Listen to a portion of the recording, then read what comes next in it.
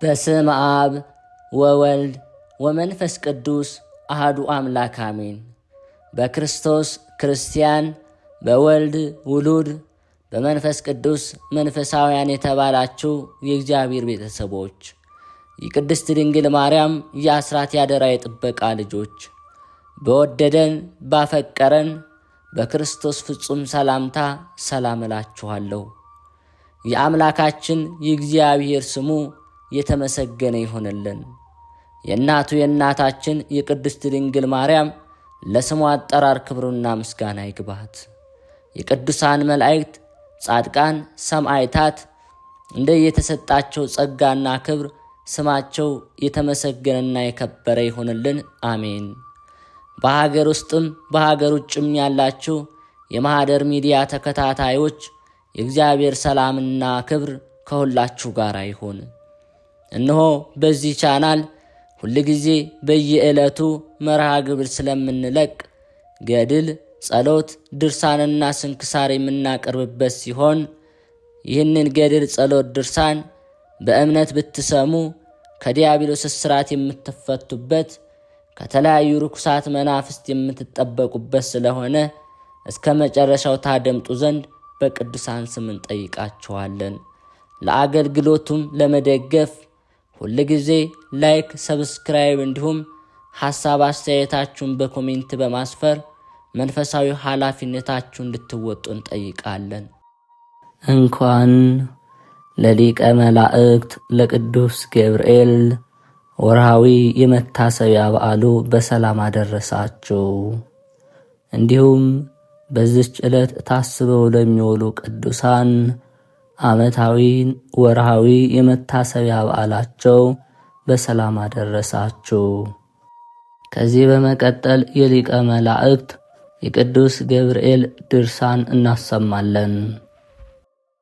አንድ አምላክ በሚሆን በአብ በወልድ በመንፈስ ቅዱስ ስም አምነን በገጽ 3 በባሕርይ አንድ በሚሆን ያለ መንፈግ የሚሰጥ ያለ ሐሰት እውነተኛ የሚሆን የተማረኩትን ከምርኮ የሚመልስ ሕሙማንን ከደዌ የሚያድን ከእኛ ዘንድ ለእሱ ምስጋና የሚገባው ለእኛም ከሱ ዘንድ ከደዌ ለመዳን መለመን የሚገባን የምሥራችን የሚናገር በኅዳር 19 ቀን የሚነበብ የሊቀ መላእክት የቅዱስ ገብርኤል ድርሳን ነው። የጸሎቱ ኃይል በአገልጋዩ ቤተ ማርያም ይህንን በሚሰሙ እንዲሁም በጸሎት አስቡን ካሉን ከእህት ከወንድሞቻችን ጋር ይደር ለዘላለሙ አሜን። እመቤታችን ድንግል ማርያም በቤተ መቅደስ ሳለች የእስራኤል ወገኖች በድንጋይ እንውገራት ብለው መከሩ። ከቤተ መቅደስም በደረሱ ጊዜ መላእክት እመቤታችን ወዳለችበት ከሰማይ ሲወርዱ አዩአቸው። የቤተ መቅደሱን ቅጽሮች እንደ እሳት ሲቃጠሉ አዩ። ይህንንም ባዩ ጊዜ በየወገናቸው አፍረው ተመለሱ። ዳግመኛም በሥራይ እንግደላት ብለው ተማከሩ። እንደ አባታቸው እንደ ሰይጣን ቀናተኞች ናቸውና በሥራይ ይገድሏት ዘንድ ስሙ መጥቁል የተባለ ሥራየኛ ፈልገው አመጡ። እሱም እናንተ አጋንንት እርዱ ብሎ 370 አጋንንትን ጠራ። 70 ላሞች ለመሥዋዕት አቀረበላቸው። እነሱም በድንጋይ ጸፍጸፍ አረዷቸው። ሥጋቸውንም በሉ፣ ደማቸውንም ጠጡ። ከዚያም ሥራየኛ ጋር እመቤታችን ወዳለችበት ቤተ መቅደስ ሄዱ። እመቤታችን ቅድስት ድንግል ማርያምን ሊገድሏት እንደመጡ ባወቀች ጊዜ ወደ እግዚአብሔር ጸለየች። የመላእክት አለቃ ቅዱስ ገብርኤል ወደ እኔ ና እያለች እነዚህን ቃሎች እየጠራች ጸለየች። በዚያን ጊዜ ቅዱስ ገብርኤል የሚያበራ የእሳት ሰይፍ በእጁ ይዞ መጣ። መጥቁልንም አጠፋው። 370 አጋንንትንም ከሳቸው አንድ ሳይቀር አጠፋቸው። ከዚህ በኋላ ካህናት እመቤታችን ድንግል ማርያምን ከዚህ ውጭልን፣ ቤተ እግዚአብሔርንም አታርክሽብን አሏት። የትጉሃን አለቃ ቅዱስ ገብርኤልም ዳግመኛም መጣ። ሰላምታ ይገባሻል፣ የዳዊት ልጅ ሆይ ከዚህ ውጪ እኔ ከአንቺ ጋር ነኝና አይዞሽ አላት። እነሱም ከሷ ጋር ሲነጋገሩ መልአኩን አያዩትም ነበር። ይህንንም ከነገራት በኋላ ተሰወራት። ዳግመኛም እመቤታችን ድንግል ማርያም የክብር የዱማትሪያኖስ ሀገር በሚሆን በሊባኖስ ተራራ በነበረች ጊዜ ቅዱስ ገብርኤል ወደ እሷ ወረደ። የዳዊት ልጅ ድንግል ሆይ ሰላም ላንቺ ይሁን ካላት በኋላ ተነስተሽ ወደ ግብፅ ሂጂ አላት። እመቤታችን ድንግል ማርያምም ስለ ሄሮድስ ያገኘኝን ሁሉ ራስን ታውቃለህ፣ እኔንም ልጄንም ሊገድሉን እንደፈለጉት ታውቃለህ። እግዚአብሔር ካንቺ ጋር ነውና አይዞሽ አትፍሪ፣ የሚያገኝሽንም ክፉ ነገር የለም አላት። ይህንንም ተናግሮ ወደ ሰማይ ወጣ። ከዚህ በኋላ እመቤታችን ድንግል ማርያም ወደ ግብፅ ሄደች። ከአንዲት ሴት ዘንድም በደረሰች ጊዜ እመቤታችን ድንግል ማርያምን ሰደበቻት። በዚያን ጊዜ ምድር አፏን ከፍታ ያችን ሴት ዋጠቻት። እመቤታችን ማርያም ከዚያች ሴት ቤት ገብታ 4 ወር ከ5 ቀን ተቀመጠች። ከዚህ በኋላ ለዮሴፍና ለእመቤታችን ማርያም መልአክ ታያቸው። ከዚህ ተነስታችሁ ሄዱ አላቸው። እነሱም ተነስተው ሄዱ። ግብፃውያንም ባዩአቸው ጊዜ ዮሴፍን ይዘው በብዙ ደበደቡት። እመቤታችን ግን በዕብራይስጥ ቋንቋ ጸለየች። በዚያን ጊዜ ሊቀ መላእክት ቅዱስ ገብርኤል በእጁ የሚያበራ የእሳት ጦር ይዞ መጣ። በመዓልትም በሌሊትም እኔ ከአንቺ ጋር ነኝ፣ ማርያም አይዞሽ አላት። የእግዚአብሔር መልአክ ሆይ ከግብፃውያን እርዳኝ፣ ዮሴፍ ስቃይ መከራም አጸኑበት አለችው። መልአኩም በክንፉ ምድርን እየመታ ሄደ። ከምድር 49 ክንድ ያህል ከፍ ብሎ ዮሴፍ የደበደቡትን ሰዎች በሰይፍ አጨዳቸው። ቁጥራቸውም 99 ነው። ወደ ዮሴፍም ተመልሶ ዳሰሰው፣ ዳነ። ወደ ድንጋዩ አውድማ ጸፍጸፍ ከዮሴፍ ጋር ሄደ። ያንንም ድንጋይ ስፈረው አለው። ሰፈረው። እርዝመቱ 109 ስፋቱ 39 ሆነ። ያችን ድንጋይ አነሳና ወረወራትና ከምድር በታችም ገንዳ አደረጋት። ከዚህ በኋላ ተሰወራቸውና ወደ ሰማይ ወጣ። በዚህ ጊዜም ሄደችና ቁመት 300 ጎኑ 49 የሚሆን ታላቅ አውሬ ከሚኖርበት ምድር ደረሰች። እመቤታችን ድንግል ማርያምም ጸለየች። ሊቀ መላእክት ቅዱስ ገብርኤል ተገልጾላት በእጁም ልሳኑ 2 የሆነ ሰይፍ ይዟል። ማርያም ሆይ የማደርገውን እንጂ አትፍሪ። መልአኩም ያንን ሰይፉን መዘዘና እነዚህን ቃላት ጠርቶ ከሰይፉ ጋር ምራቁን ተፋና ለዚያ ኬስ ያስነሳው። በዚያን ጊዜ ከ17 ላይ ተሰነጠቀ። ከሆዱም ውስጥ ጥቁር ቁራ ወጣና ገብርኤልን ተሳደበ። መልአኩም በእጁ እንደ ወፍ ያዘና ከመቤታችን ከማርያም ጋር ተከራከር ዘንድ ምን ስልጣን አለህ አለው። እርኩስ መንፈስም ያለ ጊዜ አታጥፋኝ አለው። እሱም ጥሎት ወደ ሰማይ ወጣ። ዳግመኛም ድንገት መጥቶ ማርያም ሰላም ላንቺ ይሁን፣ የእግዚአብሔር ሰላም ካንቺ ጋር ይሁን፣ ተነሽና በጸሎትሽ ከመቃብር የወጡትን ተመልከች አላት። እንደዚህም በዘመነ ብሉይ ጓደኛው ሚካኤል የእስራኤል ልጆች መርቷቸው ነበር። ከዚህ በኋላ ቅዱስ ገብርኤል ባህርን በእግዚአብሔር ቃል ዳሴርቦን ዳኖዳን እንዲህ ብሎ አዘዛት። ባህርንም ወደ ቀኝና ወደ ግራ ተከፍላ መንገድንም ሰጠች። እነሱም ከባህር ውስጥ ገቡ።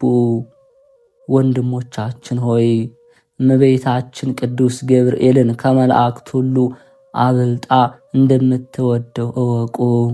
የልጇን የጌታችን ኢየሱስ ክርስቶስን ልደት የምስራች ነግሯታልና እሱም እንደሚወዳትና በጭንቋም ጊዜ እንደሚረዳት እወቁ። እኛንም በጭንቀታችን ጊዜ እርዳን፣ ጸሎቱ በረከቱ ይጠብቀን። የሊቀ መላእክት የቅዱስ ገብርኤል ተአምር ይህ ነው። ዮሴፍንና ኒቆዲሞስን እንደረዳቸው የሚናገር በረከቱ ሁላችን ይጠብቀን፣ አሜን። ሄሮድስ በምክሩ ጽኑ ቅጣትን እንዲቀጧቸውና እንዲገድሏቸው አዘዘ።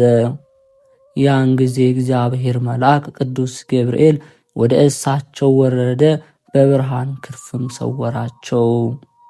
በዚያን ጊዜ መልካም መዓዛ ሸተተና ሰፊ ብርሃን መላ። እንዲህም ብሎ ተናገረ። የመጥምቅ መለኮት ቅዱስ ዮሐንስ ራስ ከአመፀኛ ከሄሮድስ እጅህ ቀምቼ የወሰድኩኝ እኔ ገብርኤል በዓለም እንዲገለጽም አደረገው። የአመፀኛ የሄሮድስ አእምሮን ያጠፋው ተልቶም እንዲሞት ያደረገው እኔ ነኝ። ይህንንም ከተናገረ በኋላ ተሰወረ። በረከቱ ይጠብቀን፣ አሜን። ሊቀ መላእክት ቅዱስ ገብርኤል ተአምር ነው። አባታችን ገብረ መንፈስ ቅዱስን እንደረዳው በክንፉ እንደተሸከመው ወደ ሰማይም እንዳወጣው የሚናገር። አንድ ቀንም አባታችን ገብረ መንፈስ ቅዱስን በክንፉ ተሸክሞ ከእግዚአብሔር ፊት አደረሰው፣ እስከ 7ቱ ሰማያትም ድረስ አወጣው። ደስተኛና የምስራች ነጋሪ የሚሆን የዚህ የገብርኤል ክብሩ ታላቅ ነው። ከመላእክት ሁሉ ክብሩ ድንቅ ነው። የሰው አንደበት ሊናገረው የማይችል፣ የሟች ልቦና ሊመረምረው የማይችል፣ የከበረ ባይሆንስ የልጁንና የልደቱን የትንሣኤውን የእርገቱን ነገር እንዲናገር ባላከው ነበር። የክርስቶስ ወገኖች ወንድሞች ሆይ ይህንን አስተውሉ። ከእነዚህ ከከበሩ ባልንጀሮቹ መላእክት ተለይቶ ለዚህ የበቃ ማን ነው? የጌታችን የኢየሱስ ክርስቶስ ልደቱ የተሰወረና የረቀቀ ምስጢር ሆኗልና ከመላእክት ሁሉ ዘንድ ምስጋና የሚገባው መኖሪያቸው ከሰማይ ከሆነ ሰራዊት ሁሉ ተሰውሮ በድንግል ማኅፀን ተወሰነ ብሎ መጽሐፍ እንደተናገረ፣ አሁንም በፍጹም ልባችን በፍጹም ኃይላችን እንውደደው። ከጌታው ከክርስቶስ ይለምንልን ዘንድ ከእመቤቱና ከወዳጁ ከማርያም ይለምንልን ዘንድ የዚህን መልአክ ይህን የተአምሩን መጽሐፍ ከቅዱስ ወንጌል ከሰማዕታትና ከጻድቃን ገድል ተመልክቶ የሚሰበስብ ሰው ኃጢአቱ ይሰረይለታል። ብልሆች ሰዎች ተሰብስበው ሳለ ቄርሎስ እንደሚገባው ለሚያደርስ ስርየት ይገባዋል ብሎ እንደተናገረ ሳዊሮስም ወንድሞች ሆይ ነገሬን ምንም ባታስታውስ ይቅር እንድትሉኝ ማልዳችኋለሁ። ይህንንም ያደረግነው በሰው ፊት ክብርን ሽተን አይደለም፣ ፍቅሩ ስለ ጸናብን ነው እንጂ በሕይወቱም ቢሆን በሞቱም ቢሆን አስቡት። ይህ የወደደው መልአክ በሰማይ ዋጋውን ያዘጋጅለት ዘንድ በዚህም ዓለም ማደሪያውን ያበጅለት ዘንድ ልመናውን አገልጋዩን ይጠብቀው። ወሰን ስለሌለው ስለ ተአምራት ሁሉ ይህንን ድርሳን መናገር ለምኔ ነው? ሐዘንን የምትሰጥ ደስታ ገብርኤል ሆይ አንደበት በመናገር አይፈጸምምና በጽሕፈትም ለመጻፍ ቀኝ እጅ ይደክማልና። በአብ እምነት በወልድ ፈቃድ በመንፈስ ቅዱስ አጋዥነት በኔቅሎን ቤተ ክርስቲያን ተአምራት ድንቅ ሥራን የምትሠራ ቅዱስ ገብርኤል ጌትነቱ ክብሩን የሚናገር በካህን በአውርጅ ቤተ ክርስቲያን በተሠራ ጊዜ የሁላችን ጠላት የሚሆን ይህ ዲያብሎስ ወደ እርሱ መጣ። መልኩ ያማረ በወጣት አምሳል ይታየዋል። በእርጅናና በሽበት ሳይሆን ድካሙን ያጠፋበት ዘንድ በሚተናኮልበት ጊዜ መራራውን ነገር በጣፈጠ አንደበት ይናገራል። አውርም በሚጸልይበት ጊዜ እባብ መስሎ ይታየዋል። ቅዱሳንን የሚረዳ የሊቀ መላእክት ቅዱስ ገብርኤልም ይመጣል። በብረት ሰንሰለትም አስሮ የተሰበሰቡትን እንዲያዩት ከላይ ይሰቅለዋል። የሊቀ መላእክት የቅዱስ ገብርኤል የተአምሩ ብዛትና የረድኤቱ ኃይል በኔቅሎን ቤተ ክርስቲያን የሚደረግ እንጂ በዚህ ብቻ ይምሰላችሁ፣ በሀገሮቹ በአውራጃዎቹ በቦታዎች ሁሉ ነው። ከነቢያት ከቅዱሳን ዘንድ ለማስረዳት ከሽምግልና በኋላ የዮሐንስን ልደት ለመናገር ነቢይ ካህን ከሚሆን ከዘካርያስ ዘንድ በመላክ የጌታችን ኢየሱስ ክርስቶስን ልደት ለመንገር የብርሃን ሰረገላ ከምትሆን ከድንግል ማርያም ዘንድ በመላክ ከተላኩ ከሐዋርያት ዘንድ ልቦናቸውን ለማጽናት በመላክ ነደ እሳትን በማጥፋት ድል ከሚነሱ ከሰማዕታት ዘንድ በመላክ የመለኮትን ቃል ለመናገር ከደጋግ ጻድቃን ዘንድ የሚላክ ፍዩማን መነኮሳት ከአባቶቻቸው ቤት ለመውጣት በመላክ ቀናዎች የሚሆኑ የንጉሶችን መንግሥት ለመጠበቅ በመላክ ቀድሞ ሰዎች ዘንድ ድሮ የተደረገውን ተውትና በዚች ቤተ ክርስቲያን ሥራ እስከ መጨረሻዋ ያደረገውን ተውትና ከተሰራችም ጀምሮ በብዙ ዘመን የተደረገውን በዓይን ያያችሁትን ተአምርና ድንቅ ነገርን በጆሮም የሰማችሁትን ብልህ አዋቂ አስተዋይ ቢኖር እሳቸውንም እየጻፈ ቢተረጉም ይመልስ ዘንድ የዚህን ድርሳን እጽፍ በሆነ ነበር። በዚች ቀን በኔቅሎን በአውር እጅ የሕንፃዋ ፍጻሜ በሊቀ ጳጳሱ ቃል ቅዳሴዋ ፍጻሜ እንደሆነ የአለቆች አለቃ የሚሆን በቅዱስ ገብርኤል ረዳትነት የዚችን ቦታ ፍጻሜ እንዲሁ ያሳየን ቅን የታመነ በሚሆን እግዚአብሔርም ለሁላችን ለክርስቲያን ወገኖች ሁሉ በረከትን ይስጠን። የቅዱስ መጽሐፍ ቃልን ለመስማት በዚህ ባላችሁ በአባቶችም በወንድሞች ላይ አሜን።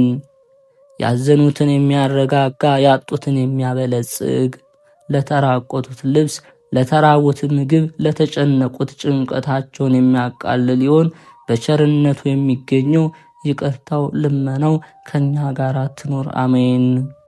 ይህችን መጽሐፍ ያጻፉት ክርስቲያን ለልቦና ማደሪያ ለጥበብም ክፍሏ የሚሆን የማርያም ፍቅሯ በልቡ ውስጥ በሚያበራበት ጊዜ እንደ አሮን ደብተራ በድንኳን ይመሰላል።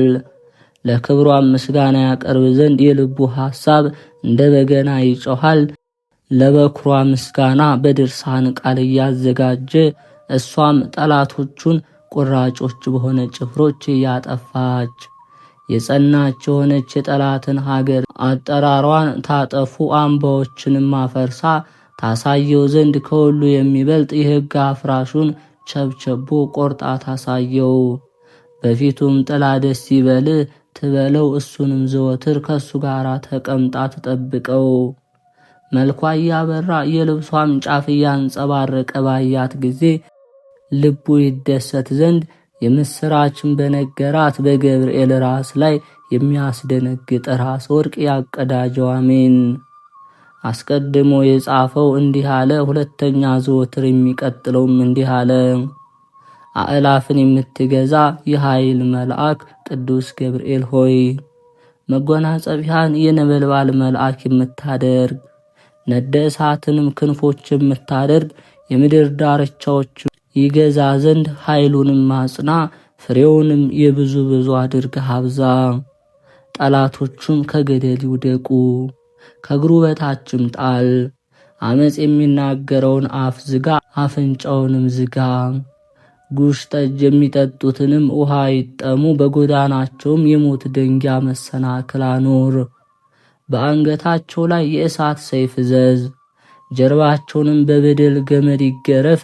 ዘራቸውም እንደ ቅጠል የረገፈ አድርግ፣ ሬሳቸውንም በባህር በደረቅም ይጣል። በፍዳ ባህር ውስጥ የተጣለ ይሁን ለዘላለሙ አሜን።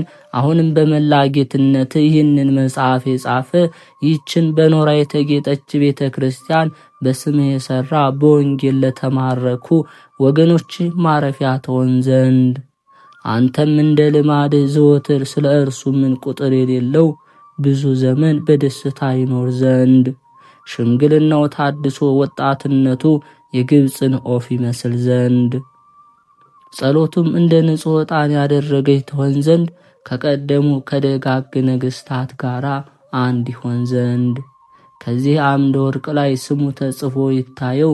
በዚህም በጸጥታ መርከብ ከአመፀኞች ዘመን የተሻገረ ይሁን። ከሚነሳ ጠላትን ከባዕድ ጠብ በንጹሕ ክንፎች ለዘላለሙ የተያዘና የተደገፈ ይሁን። ሰውና መላእክት በአንድ ቃል አሜን ይበሉ። ይህንን መጽሐፍ የጻፈውን ያነበበውን የተረጎመውን ቃሉንም የሰማውን እግዚአብሔር በአንድነት በመንግሥተ ሰማያት ይማረን። በንግሥት በእመቤታችን ማርያም አማላጅነት በመላእክትም ልመና በነቢያትና በሐዋርያት ልመና በጻድቃን በሰማዕታት ልመና አሜን። ይህ መጽሐፍ የሚናገረው ገብርኤል ብስራቱን በነገራት በመጋቢት 29 ቀን ነው።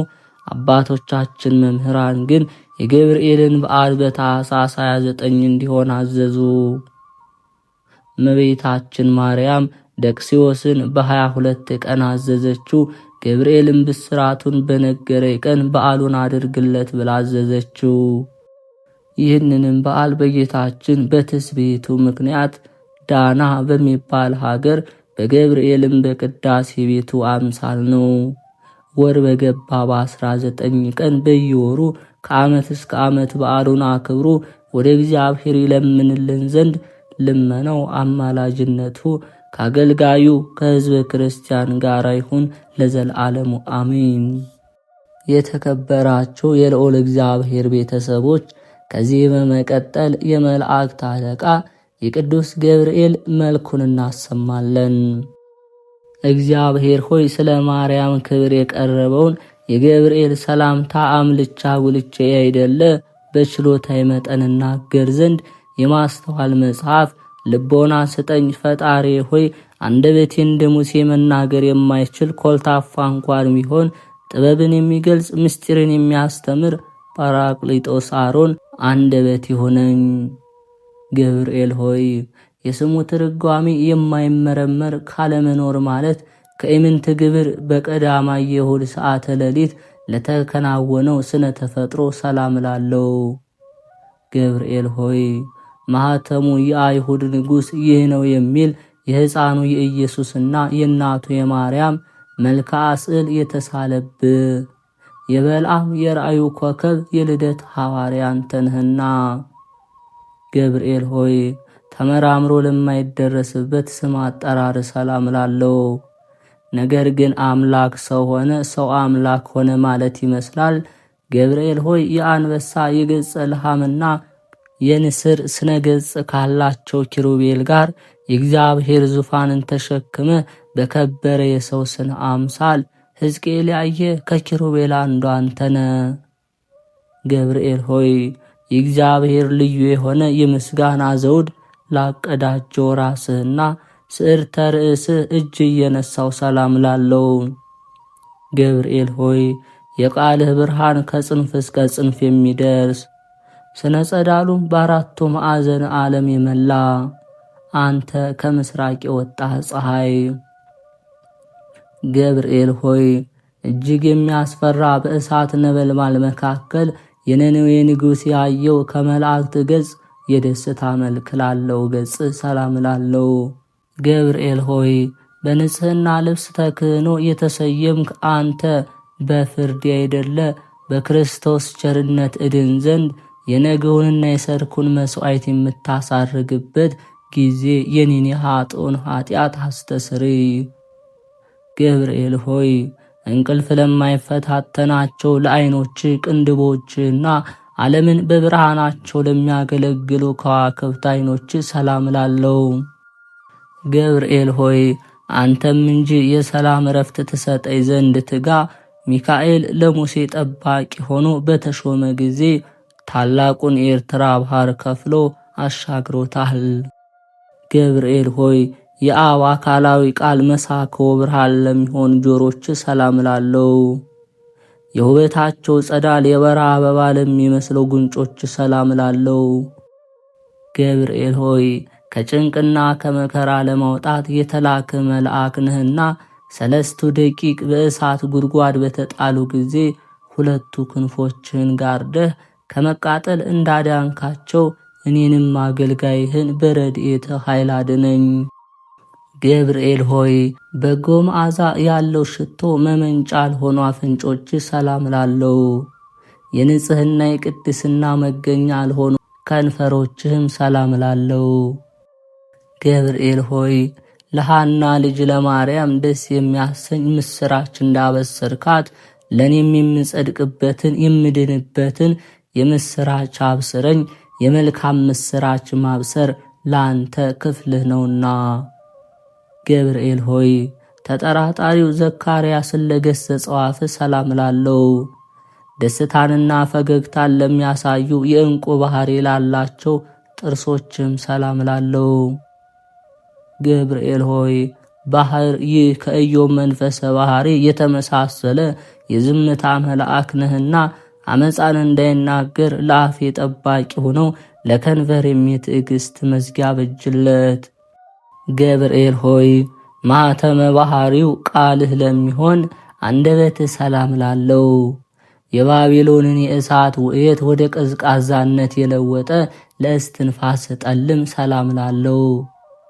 ገብርኤል ሆይ ጻድቃኖችን ሁሉ ለመርዳት የታመንክ ነህና አስቀድሞ ቄርቆስንና እናቱ ኢየሉጣን እንዳዳንካቸው እኔንም የመከራው ቁስል እንዳይጠዘጥዘኝ እንዳይነዘንዘኝ ከእሳት ነበልባል አድነኝ። የሚያስደስት ጣዕመ ዜማ መፍለቂያ ለሆነው ጉሮሮ ሰላም ላለው፣ ዳግመኛም በንጽሕና ሐብል ላጌጠ አንገት ሰላም ላለው። ገብርኤል ሆይ ከላይ ከሰማይ ተልከ ወደ ማርያም በወረድህ ጊዜ የእግዚአብሔር ቃል ያለ ድካምና ያለ ሕማም ከሥጋዋ ሥጋ ከነፍሷ ነፍስ ነስቶ በማኅፀኗ አደረ። የልዑልንም ኃይል በሚያስደንቅ ግርማ ጠበቃት ጋረዳት። ገብርኤል ሆይ የቅዱሳንን ልብሰ ተክህኖ ለተጎናጸፈ ትከሻ ሰላም ላለው፣ ረቂቅ የሚሆን የብርሃን ሞጣት ለደረበ ዘባንህም ሰላም ላለው። ገብርኤል ሆይ በጎ ነገር ለመናገር ለመጻፍ እችል ዘንድ የድርሰት መንፈስ አሳድርብኝ። ዕዝራ ዑራኤልን አጥብቆ ስለለመነው በዚያን ጊዜም ምስጢርን የሚገልጽ መንፈስ በእሳት ጽዋ ግቶታልና። ገብርኤል ሆይ ስነ ባሕሪው ለማይመረመር ደረት ሰላም ላለው፣ ጻድቃኖች የሚጠለሉበት ለክንድ ስፋትም ሰላም ላለው። ገብርኤል ሆይ እግዚአብሔር ብቻውን ቢያውቅ እንጂ ስላንተ ተፈጥሮ ማንም ሆነ ማን አስቦ የሚደርስብህ የለም። ባሕሪህንም እንዴት እንደሆነ መርምሮ የሚያውቅ የለም። ገብርኤል ሆይ እግዚአብሔር በመለኮታዊ ችሎቱ አስተባብሮና አቀናብሮ ለፈጠራቸው እጆችና ለሁለቱ ረቂቃን ወርቶች ሰላም ላለው።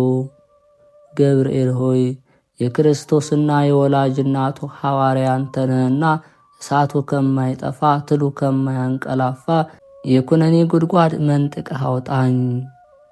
ገብርኤል ሆይ ከዳራና ከቂሮስ እስከ ክርስቶስ መወለድ ያለውን ዘመን መጥኖ ለከነዳ ክንድህ እደ ኩርናም ሰላም ላለው። ገብርኤል ሆይ ያዘኑትን የምታረጋጋ ጻድቃንን የምትጎበኛቸው አንተ ስለሆንክ ሐዘንን የሚያስረሳ የደስታ ወይን አጠጣኝ። ላዘኑ ለተከዙ ወይን ያጠጣቸው ዘንድ ሕግ ተሰርቷልና።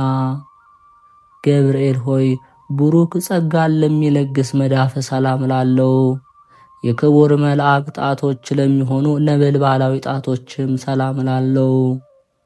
ገብርኤል ሆይ ወደ እውነተኛው አምላክ አደራ አስጠብቀኝ። በዚህ ዓለም ጠዋት የተናገረውን ማታ የሚደግም ዘመድ ወይም ወዳጅ አይገኝምና። ገብርኤል ሆይ ብርሃናትን ለተጎናጸፉ ለጣቶች ጽፍር ሰላም ላለው፣ በሁለት እሳታውያን አክናፍ ላሸበረቁ ጎኖችም ሰላም ላለው። ገብርኤል ሆይ ስለ እኔ ሕይወቱን አሳልፎ የሰጠውን ፈጣሪ በአርአያና በአምሳልህ የፈጠርካቸውን እንዴት ታጠፋቸዋለህ? አሳምረህ ያነጽከውንስ ሕንፃ ስለምን ታፈርሰዋለህ? እያልክ ማልደልኝ። ገብርኤል ሆይ ምግቡ የምስጋና ጣዕመ ኅብስት ለሆነ ሆድ ሰላም ላለው፣ የሦስቱ ሕዋሳት አካል መሥዋዕት ለሆነው ጽሩይ ልቦናም ሰላም ላለው። ገብርኤል ሆይ ስለዚህ አንተ የሕያዋን ሕያው ነህ፣ ሰው ግን ይሞታል፣ ወደ መሬትነቱም ይመለሳል፣ ሕይወቱም እንደ ጢስ ብንብላ ትጠፋለችና። ገብርኤል ሆይ ምስጋናን በዝማሬ ድምፅ ለሚያሰማ ለሚያመሰግን ሕሊና ሰላም ላለው፣ የሥጋዊ ባሕሪ ክፍለ አካል ግን በባሕርህ የሌለ ነው። ገብርኤል ሆይ የደህንነት መልአክ ነህና እኔን አገልጋይህን ከችግር አውጣኝ። ይልቁንም ጠላት የሰይጣን የመቅሰፍት እሳት ወላፈኑን በእኔ ላይ በነዛ ጊዜ ፈጥነ በክንፎች ጋርደኝ። ገብርኤል ሆይ ስነ ባህሪው ረቂቅ ለሆነ ህንብርት ሰላም ላለው፣ በብሩህ መብረቅ የተሸለመ ነበልባላዊ ወገብህም ሰላም ላለው። ገብርኤል ሆይ እኔ ልበ ክፉ አፈ ጻድቅ ስሆን ንስሐ ሳልገባ በከንቱ ሞት ይሆን? እባክህ ቁርጡን ንገረኝ። ገብርኤል ሆይ በሰማያዊ አምላክ ፊት ዘወትር ተንበርክከው ለሚሰግዱ ጉልበቶችና ቋያጾች ሰላም ላለው። ገብርኤል ሆይ ስንፍናን የምታወግዝ የእውቀት ባለቤት እንደመሆን በዘመን ጥበብ በሰነፎች ልቦና አዳራሽ ሰራች፣ ለአዳራሾቿም 7 አዕማድ አቆመችላት።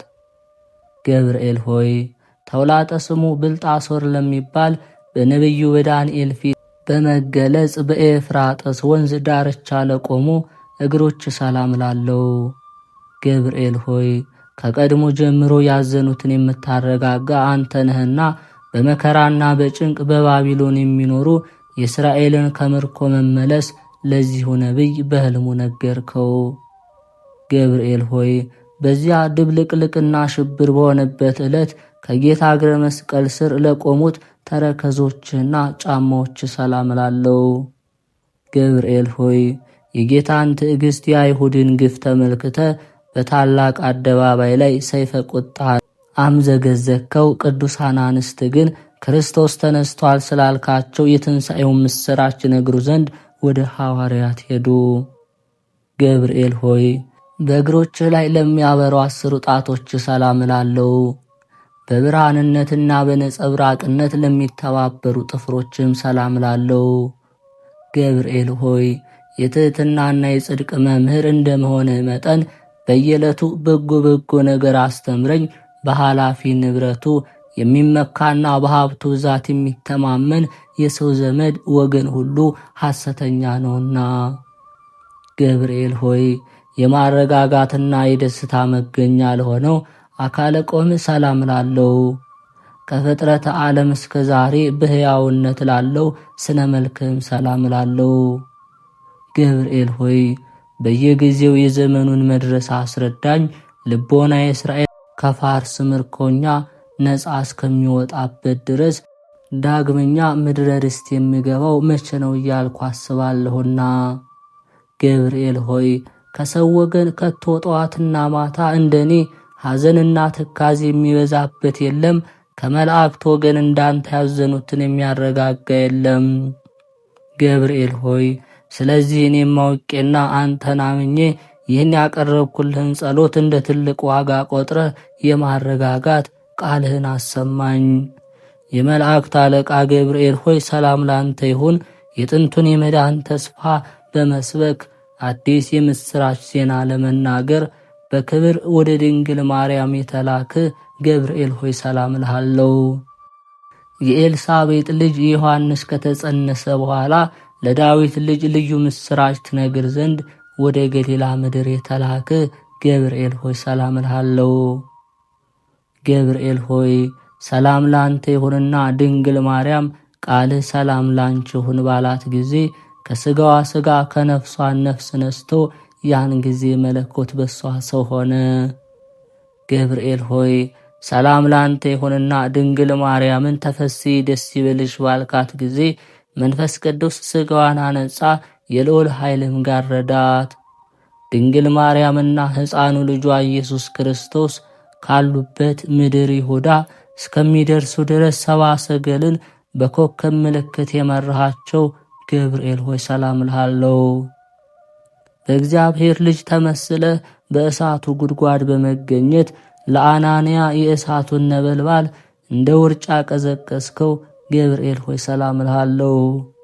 ከነደ እሳት ለተፈጠርክ ገብርኤል ሆይ ሰላም እልሃለሁ።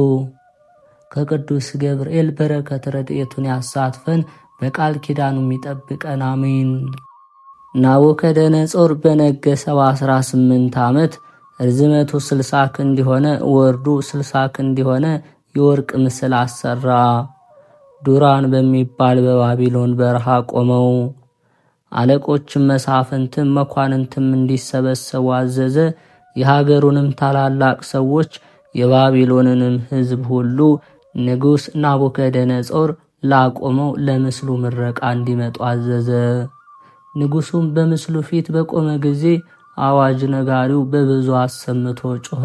አሕዛቡም ሕዝቡም ሰፈርተኛውም እናንተን ንጉሥ እንዲህ ይላችኋል፣ የነጋሪት ድምፅ፣ የበገና መሰንቆ፣ የዛጉል፣ የቃጭል፣ የከበሮ ድምፅ፣ የዘፈን ጨዋታ በሰማችሁ ጊዜ ንጉሡ ናቡከደነጾር ላቆመው የወርቅ ምስል አገልግሉ፣ ተገዙ፣ ስገዱ። ያልሰገደውና ያልተገዛውን ወዲያውኑ በሚያቃጥል በእሳት ጉድጓድ ውስጥ ይጥሉታል ብሎ አዋጅ አሰማ። ሕዝቡም ሁሉ የነጋሪት፣ የበገና፣ የመሰንቆ፣ የዛጉል፣ የጨዋታ መሳሪያ ሁሉ ድምፅ ባሰሙ ጊዜ ንጉሥ ናቡከደነጾር ላቆመው ምስል እሺ ብለው ሰገዱ፣ ተገዙ። ከዚህ በኋላ የፋርስ ሰዎች መጥተው አይሁድን አግኝተው ከናቡከደነጾር ዘንድ አጣሏቸው፣ ከሰሷቸው። ለባቢሎን አውራጃም ሥራ የሾምካቸው ሰዎች አሉ፣ ሲድራቅ ሚሳቅና አብደናጎ የሚባሉ። አንተ ንጉሥ ለዘላለም ሕያው ነህ።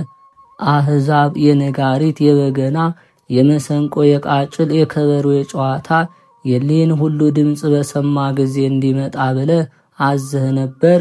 ንጉሥ ናቡከደነጾር ላቆመው የወርቅ ምስል እንዲሰግዱና እንዲያገለግሉ ብለህም አዘህ ነበር። ንጉሥ ሆይ አምላክህንም አላመለኩም፣ ትእዛዝህንም አልተቀበሉም። አንተ ላቆምከው ለወርቅ ምስልም አልሰገዱም። ንጉሥ ናቡከደነጾሩም ያን ጊዜ ተቆጣና ሲድራቅ ሚሳቅና አብደናጎን አምጧቸው ብሎ አዘዘ። መጥተውም በንጉሡ ፊት ቆሙ። ናቡከደነጾሩም በጠየቃቸው ጊዜ ሲድራቅ ሚሳቅ አብደናጎ እውነት ነውን? አምላኬና አምላክም ማለታቸው ለሠራሁት ለወርቅ ምስል አትሰግዱምን? አሁንም የማትሰግዱ በእንቢታችሁ የምትጨክኑ ከሆነ የነጋሪት፣ የበገና፣ የዛጉል፣ የከበሮ፣ የዘፈን ድምፅ በሰማችሁ ጊዜ የማትሰግዱ ከሆነ ያን ጊዜ በሚያቃጥል እሳት ጉድጓድ ውስጥ ይጥሏቸዋል። ከእጄ የሚያድናችሁ እግዚአብሔር ማን ነው? የትኛው ነው አላቸው። ሲድራቅ ሚሳቅ አብደናጎ መለሱለት፣ ንጉሥ ሆይ ይህንን ነገር ልንመልስልህ ልንቀበል አንፈቅድም። እኛ የምናመልከው አምላካችን በሰማይ አለ። እሱ ከአንተ እጅ ከእሳትም ሊያድነን ይችላል። ንጉሥ ሆይ ከዚህ እንዲያድነን ልታውቅ ይገባሃል። አምላክህንም አናመልክም፣ ለሠራው ለወርቅ ምስልም አንሰግድም አሉት። ያን ጊዜ ንጉሡ ናቡከደነጾር በብዙ ተቆጣ። ስለ ሲድራቅ፣ ስለ ሚሳቅ፣ ስለ አብደናጎ የፊቱ መልክ ተለዋወጠ። ፈጽሞ የሚያቃጥል እሳት እንዲያነዱ አዘዘ። ኃይለኞች አርበኞች ሰዎች ሲድራቅ ሚሳቅንና አብደናጎን አስረው ከእሳት ጉድጓድ ውስጥ እንዲጥሏቸው አዘዘ። ከቀሚሳቸውና ከጫማቸው ከልብሳቸው ጋር እጃቸውንና እግራቸውን አሰሯቸው። እሳትም በብዙ አንድደው ከእሳት ጉድጓድ ውስጥ ጣሏቸው። የንጉሥ ቃል ኃያል ነውና።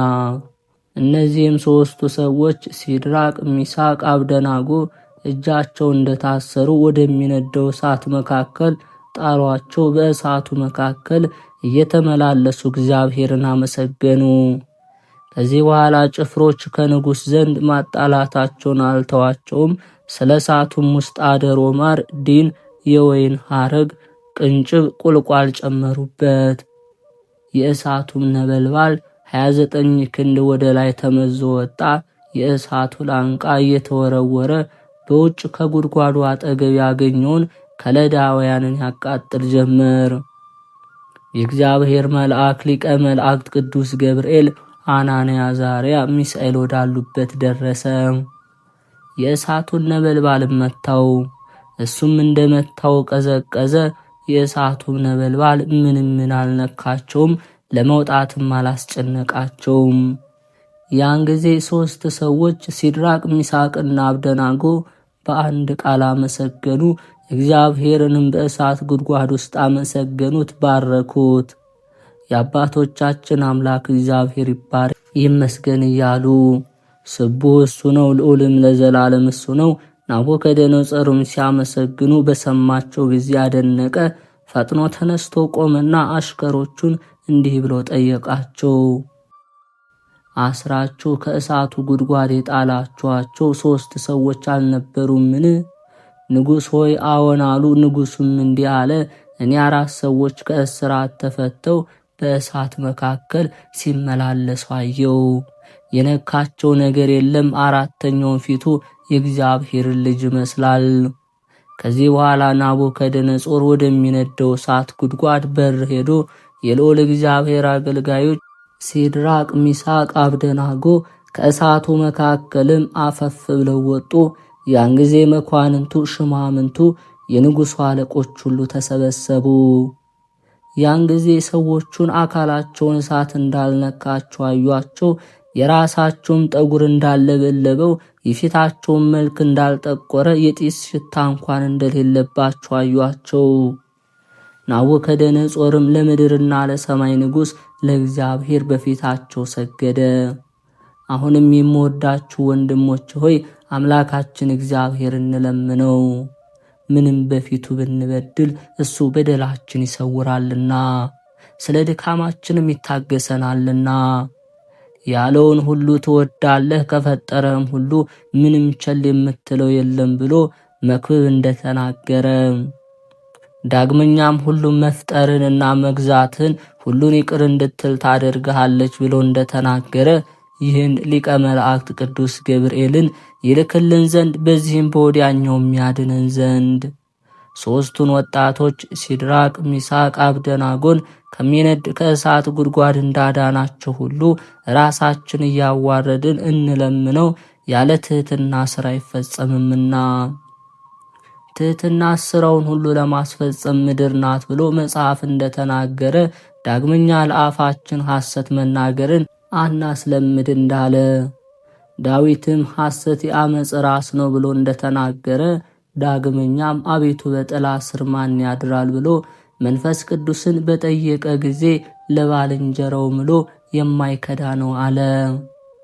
በወንጌልም የማይረባ ነገር የሚናገር ሁሉ ይፈረድበታል ተብሎ ተነገረ። ሁላችንም በክርስቶስ አደባባይ ፊት እንመረመር ዘንድ አለንና ጸሎቱ በረከቱ አገልጋዩ ጠብቀን። ቅዱስ ገብርኤል ያደረገው ተአምር ልመናው በጥምቀት የተወለድነውን ሁላችን ይጠብቀን። ኔቅሎን የሚባል አንድ ሀገር ነበር።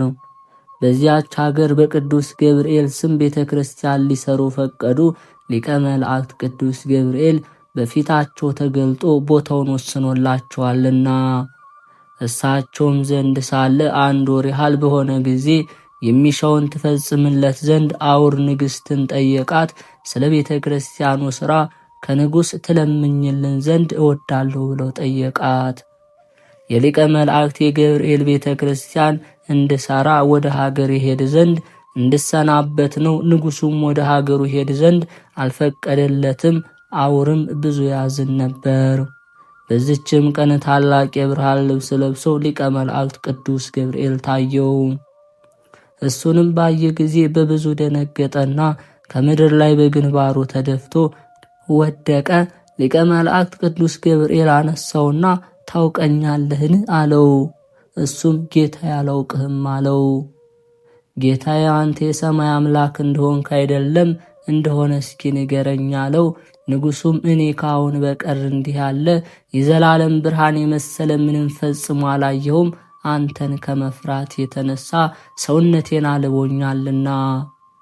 ሊቀ መላእክት ቅዱስ ገብርኤልም እኔ ንጉሥም አምላክም አይደለሁም አለው። የንጉሶች ንጉሥ የጌቶች ጌታ የሚሆን የእውነተኛ አምላክ ባሪያው አገልጋዩ ነኝ እንጂ። ሰማይና ምድርን የፈጠረ እሱ ነው። የሰውን ሁሉ ነፍሶች በመሃል እጁ የተያዙ ናቸው። የእኔስ ስሜ ከአለቆቹ አንዱ በሰራዊቱ ጌታ እግዚአብሔር ፊት የሚቆም ገብርኤል እባላለሁ። ፍጥረቱን ሁሉ የሚገዛ የእሱ የኃይሉ መልአክ እኔ ነኝ። ፍስሐንና ሐሴትን የምናገር እኔ ነኝ። ንጽሕት ድንግል የሴቶች ሁሉ ንግሥት ከምትሆን ከማርያም ወልደ እግዚአብሔር ሰው ከመሆኑ አስቀድሞ የሐዲስ ልደትን የምስራች የተናገርሁ እኔ ነኝ።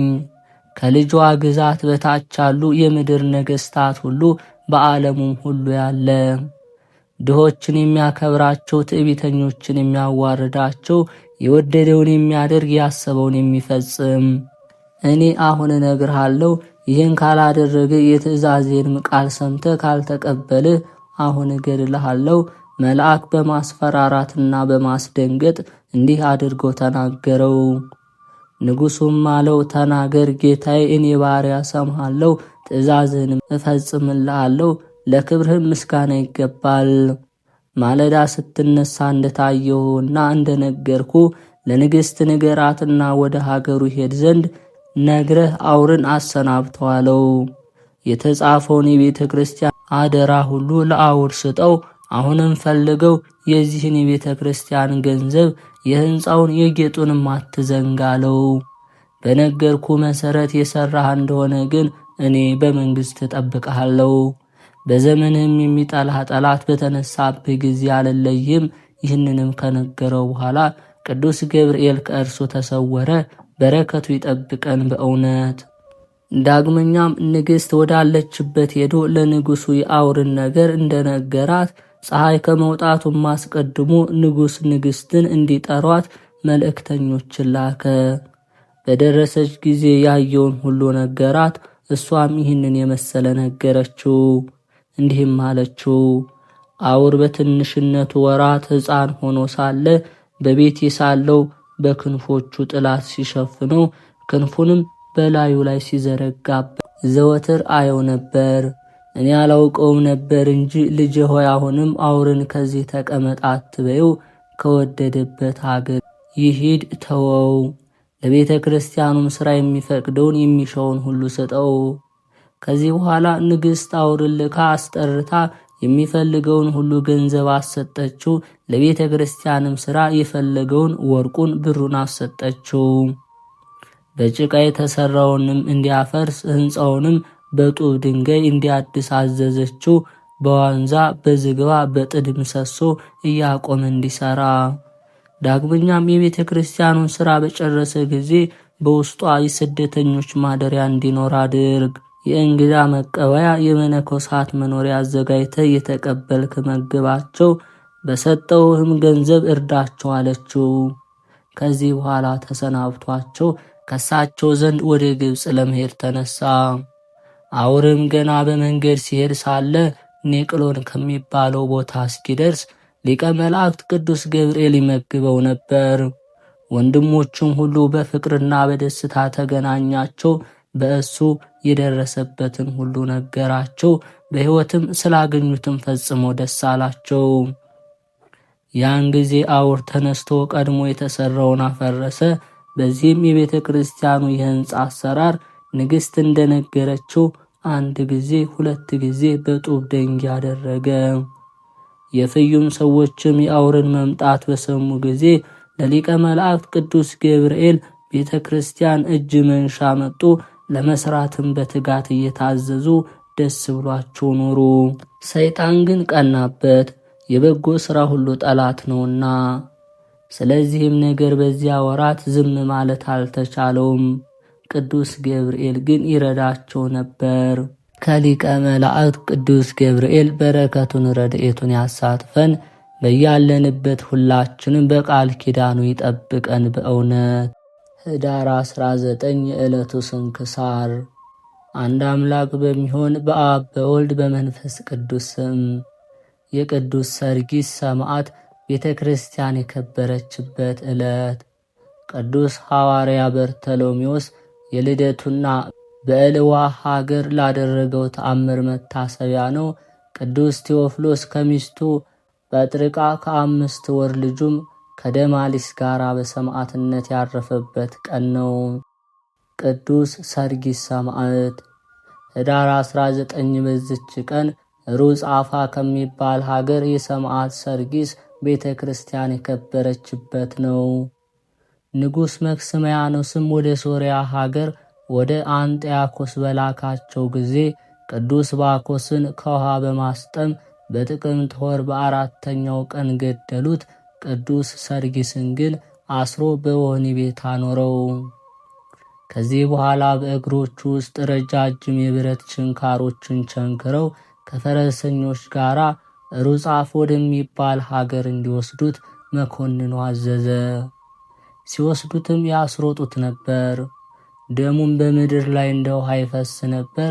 በጎዳናም አንዲት ድንግል ብላቴና አገኘ። ከእርሷ ዘንድም ውሃን ጠጣ፣ ሥጋዬን ትወስጂ ዘንድ እስከ ሩጻፋ ተከተይኝ አላት። እርሷም ራራችለት፣ ለጉልምስናውም አዘነችለትና ተከተለችውን። አንጠያቆስም እንዲህ ብሎ ጽፏልና ሰርጊስ ትእዛዜን ተቀብሎ ለአማልክት ካልሰዋ ራሱን በሰይፍ ይቁረጡ። እርሱም ለቅዱስ ሰርጊስ ወዳጅ ነበርና ስለ እርሱም ይችን ሹመት አግኝቷት ነበርና በዚያን ጊዜ ወታደሩ በጥቅምት 10 የቅዱስ ሰርጊስን ራስ ቆረጠው። ያችን ብላቴና ቀርባ ከእርሱ ጋር በነበረ የፀጉር ባዘቶ ከአንገቱ የፈሰሰው ደሙን ተቀበለች። የስደቱም ወራት እስካለፈ ድረስ ሥጋውን ጠበቀች። ከዚህ በኋላ ያማረች ቤተ ክርስቲያን አነጹለት። 18 ኤጲስቆጶሳትም ሰብስበው አከበሯት። በዚች ቀን ሥጋውን በውስጡ አኖሩ። ከእርሱም ድንቅ ተአምራት ተገለጠ። በእምነት ከእርሱ ለሚወስዱ ሁሉ በሽተኞችን የሚፈውሳቸው፣ ሽታውም እጅግ ጣፋጭ ሆነ። የሽቶ ቅባት ከሥጋው የሚፈስ ሆኗልና። የዚህ ቅዱስ በረከቱ ይጠብቀን፣ አሜን። ቅዱስ በርተሎሜዎስ ሐዋርያ። በዚች ቀን ጌቶቻችን ከሆኑ ከ12ቱ ሐዋርያት አንዱ የቅዱስ ሐዋርያ በርተሎሜዎስ የልደቱ መታሰቢያ ነው። ደግሞም እልዋ በሚባል ሀገር አስተምሮ ብዙዎችን እግዚአብሔርን ወደ ማወቅ ለመለሰበት መታሰቢያው ነው። ለዚህም ሐዋርያ ሄዶ ያስተምር ዘንድ እልዋ በሚባል ሀገር ዕጣው ወጣ። እርሱም ከጴጥሮስ ጋር በአንድነት ሄደ። የክብር ባለቤት በሆነ በጌታችን በኢየሱስ ክርስቶስ ስም አስተማሩ። ልባቸውንም በሚያስደነግጥ ድንቅ ተአምራቶች በፊታቸው ካደረጉ በኋላ እግዚአብሔርን ወደ ማወቅ መለሷቸው። ከዚህ በኋላ ወደ ከተማ ውስጥ ገብቶ ያስተምር ዘንድ ምክንያት አደረገ። ቅዱስ ጴጥሮስም እንደ ባሪያ ሸጠው። ባለጸጋ ለሆነ መኮንንም በወይን አትክልት ውስጥ የሚያገለግል ሆነ። ድንቅ ተአምረን በማድረግ የተቆረጡ የወይን ቅርንጫፎችን በሰራተኞች እጅ ላይ ሳሉ አፈሩ። የአገረ ገዥውም ልጅ በሞተ ጊዜ ከሞት አስነሳው። የሀገሩ ሰዎችም ሁሉ አመኑ፣ እግዚአብሔርንም ወደ ማወቅ ተመለሱ። ከዚህ በኋላ የክብር ባለቤት ጌታችን ኢየሱስ ክርስቶስ በርበር ወደሚባል ሀገር ሄዶ ያስተምር ዘንድ ሐዋርያ በርተሎሜዎስን አዘዘው። እንዲረዳውም ሐዋርያ እንድርያስን ከደቀ መዝሙሩ ጋር አላከለት። የዚያች ሀገር ሰዎች እጅግ የከፉ ስለሆኑ በፊታቸው ድንቆች ተአምራትን እያደረጉላቸው ሐዋርያትን አልተቀበሏቸውም። ጌታችንም ሰውን ከሚበሉ ሀገር አንዱን ገጸ ከልብ ይታዘዝላቸው ነበር።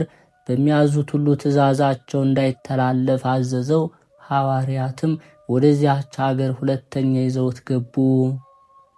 የሀገሩ ሰዎችም ሐዋርያትን ይበሏቸው ዘንድ ነጣቂዎች ሆኑ አራዊትን አወጡ። ያን ጊዜ ያ ገጸ ከልብ ከአራዊቱ ላይ ተነስቶ እየነጠቀ በላቸው። ይህንንም ገጸ ከልብ ከመፍራት የተነሳ ከሰዎች በድንጋጤ የሞቱ ብዙዎች ናቸው። የሀገሩ ሰዎች ሁሉም የክብር ባለቤት በሆነ በክርስቶስ አመኑ። ከሐዋርያትም እግር በታች ሰገዱ። የሚሏቸውንም ሁሉ የሚያደርጉ ታዛዦች ሆኑ። ሐዋርያትም ቤተ ክርስቲያን ሰርተውላቸው ካህናትን ሹመውላቸው በእነርሱ ዘንድ ወጥተው እግዚአብሔርን እያመሰገኑ ሄዱ። ሐዋርያ በርተሎሜዎስም እግዚአብሔርን የማያውቁ ሰዎች ወደሚኖሩበት በባህር ዳርቻ ወዳሉ ሀገሮች ሄዶ የክብር ባለቤት በሆነ በጌታችን ኢየሱስ ክርስቶስ ስም ሰበከላቸው። በፊታቸውም ተአምራትን አደረገ። ሁሉም የጌታችን በሆነች በቀናች ሃይማኖት አመኑ። ሐዋርያ በርተሎሜዎስም ከዝሙት ርቀው ንጹሐን እንዲሆኑ ሰዎችን የሚያዝ ሆነ። ንጉሥ አቅሪጻም ስለ እነርሱ በሰማ ጊዜ በከበረ ሐዋርያ በርተሎሜዎስ ላይ እጅግ ተቆጣ። በማቅ ከረጢት ውስጥ እንዲያደርጉት አሸዋ ሞልተው ከባህር እንዲጥሉ ታዘዘ። እንዲህ ይህንን አደረገበት ምስክርነቱንና ተጋድሎን በዚህች ዕለት ፈጸመ። ከሐዋርያው ቅዱስ በርተሎሜዎስ በረከት ረድኤት ያድለን። በዚህች ዕለት ቅዱስ ቴዎፍሎስ ከሚስቱ ጰጥርቃ ከ5 ወር ልጁም ከደማሊስ ጋር በሰማዕትነት አረፈ። ይህም ቅዱስ እግዚአብሔርን በመፍራት በአማራ አምልኮ ያደገ ነው።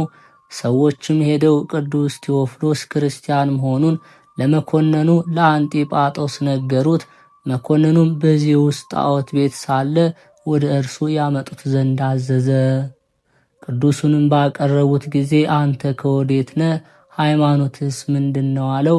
እርሱም የክብር ባለቤት ጌታ ኢየሱስ ክርስቶስን የማምን ክርስቲያን ነኝ አለው። መኮንኑም በክፉ አሟሟት እንዳትሞት ለአማልክት ሰዋ አለው። ቅዱሱንም ክብር ይግባውና ከጌታዬ ከኢየሱስ ክርስቶስ በቀር ለረከሰ አማልክት አልሰዋም አለው። መኮንኑም የሆድ ዕቃውን እስኪታይ ሰቅለው ይሰነጣጥቁት ዘንድ አዘዘ። እርሱ ግን በጌታችን ኃይል ስለተጠበቀ ምንም አልደረሰበትም። ሁለተኛም እሳትን አንድደው ከውስጡ እንዲጨምሩ ታዘዘ። ቅዱሱም በእሳት መካከል በጸለየ ጊዜ እሳቱ ተበተነ፣ ምንም ሳይነካው ከእሳቱ ውስጥ ወጣ። መኮንኑም ይህንን አይቶ በረሃብ እንዲሞት አስረው አጽንተው ይጠብቁት ዘንድ አዘዘ። ከ8 ቀን በኋላ ሚስቱ ጰጥርቃ ሕፃኗን ተሸክማ መጣች። ምስክሩም ሆኖ በክርስቶስ ስም ይሞት ዘንድ አጽናናችው። መኮንኑም ለቅዱስ ቴዎፍሎስ ምግብ የሰጠው እንዳለ ብሎ ሊመረምር ሄደ። የእስር ቤቱም ደጅ በከፈተ ጊዜ ጣፋጭ የዕጣን መዓዛ ተቀብለው ቅዱስ ቴዎፍሎስንም በተነጠፈ መቀመጫ ላይ ተቀምጦ 3 መላእክት ማርና ወተት ሲመግቡት አገኘው። ባየውም ጊዜ ደንግጦ ወደ ኋላ ተመለሰ። በማግስቱም ቅዱስ ቴዎፍሎስን ወደ አደባባይ እንዲያመጡ ታዘዘ። እርሱም ሚስቱ ተከትለው መጣ። መኮንኑም ዲዮስ ለሚባል አምላክ ሰዋለው። ቅዱሱም እኔ ዓለምን ሁሉ ለያዘ ለእውነተኛ አምላክ ለጌታዬ ለኢየሱስ ክርስቶስ በቀር ለሌላ አላመልክም አለ። በዚያን ጊዜ ለአንበሳ እንዲጥሉት መኮንኑ አዘዘ። አንበሳውም ሩጦ እግሮቹን ሳመ። ከዚህ በኋላ በእግዚአብሔር ፈቃድ አቆሰለው። ተጋድሎንም በዚህ ፈጽሞ ነፍሱን ሰጠ። ቅዱስ ሚስቱ ጰጥርቃም ሥጋውን አንስታ ከሳጥን ጨመረች። መኮንኑም እርሷንም ወደ አደባባይ አምጥተው ለአንበሳ እንዲሰጧት አዘዘ። ሕፃኑም አንበሳውን ባየው ጊዜ ሳቀ። የ5 ወር ልጅ ሲሆን አንድ አምላክ በሚሆን በአብ በወልድ በመንፈስ ቅዱስ አምናለሁ ብሎ ተናገረ። ይህንንም ብሎ በአንበሳ አፍ ከእናቱ ጋር ተበላ። ለእግዚአብሔር ምስጋና ይሁን። እኛንም በቅዱሳኑ ጸሎት ይማረን፣ በረከታቸው ከኛ ጋር ትኖር አሜን።